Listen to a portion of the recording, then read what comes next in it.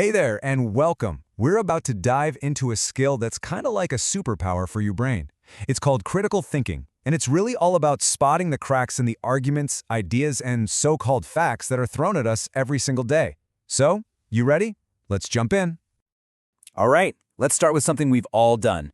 Picture this. You drop a piece of food. What's the first thing you do? You snatch it up, look around, and yell, 5-second rule, right? We all do it. But have you ever, actually stopped to think about it? Well, here's the bad news. Germs, it turns out, don't carry little stopwatches. They don't wait 5 seconds. Nope, they're on that food instantly.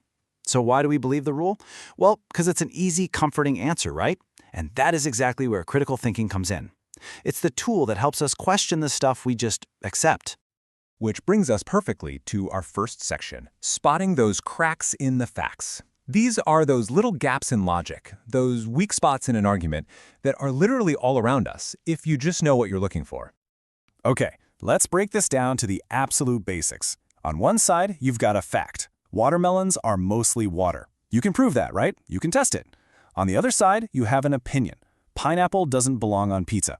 Now, we can argue about that all day, and people do, but it's just a feeling. You can't prove it's right or wrong. And really, critical thinking starts right here, just knowing the difference between the two. And look, let's get one thing straight. This is not about overthinking every little thing. I mean, your brain is awesome at running on autopilot for most of the day. But when a decision really matters, or when something just feels a little off, critical thinking is all about knowing when to switch gears, to go from that fast, automatic mode to a slower, more deliberate one. So the big question is, how do we actually do that? How do we make that switch? Well, we're going to use a really simple but powerful tool I call the Think framework. This is it. This is your 5-step toolkit for thinking more clearly. T is for take a step back. H, hold back the snap judgment. I, investigate the evidence. N, notice other viewpoints. And K, know what makes sense. Pretty easy to remember, right? Okay, let's break each one of these down. First up, T, take a step back. You know, our brains are wired for speed, not always for accuracy. That first gut reaction you have to something, it's almost always an emotional one. So the trick here is to just pause. Create a little bit of space between the thing that happens and how you respond. That pause is everything. It's what gives your logical brain a chance to catch up.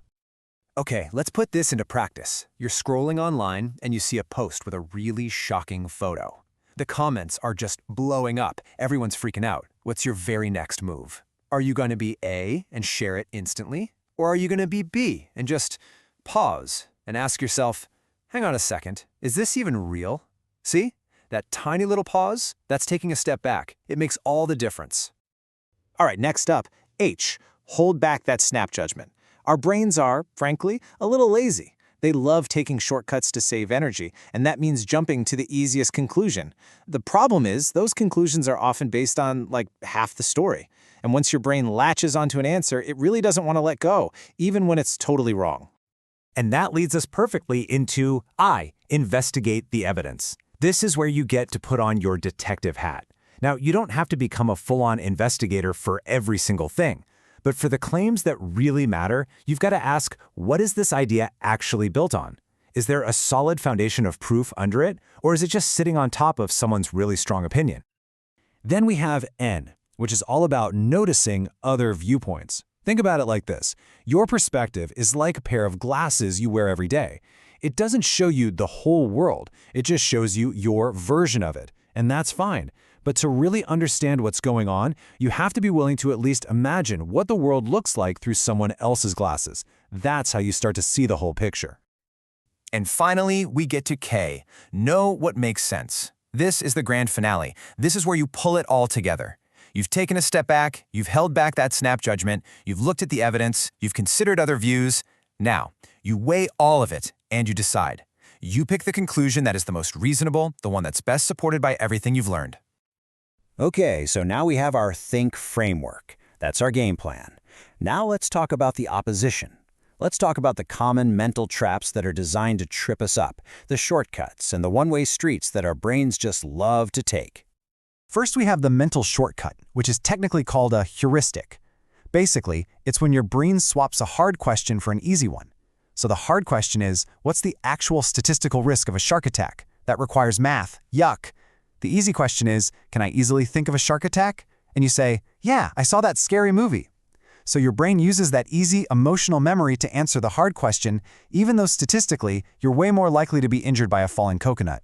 Then there's the mental one-way street, which we call a bias. And a huge one is confirmation bias. It's like your brain puts on a special filter. Let's say you get the idea that your coach doesn't like you. That filter will now only let in evidence that confirms that belief. So you'll notice every time he corrects your form, but you'll totally ignore all the times he's given you encouragement or help. It's a one-way street to being wrong. Okay, so beyond those shortcuts and biases, there are these other traps. They're like big, gaping potholes in the road of an argument, just waiting to wreck the whole conversation. Let's talk about potholes in your logic. So what is a mental pothole? The official term is a fallacy, and it's basically a flaw in reasoning. It's a faulty argument that's often designed, intentionally or not, to mislead you.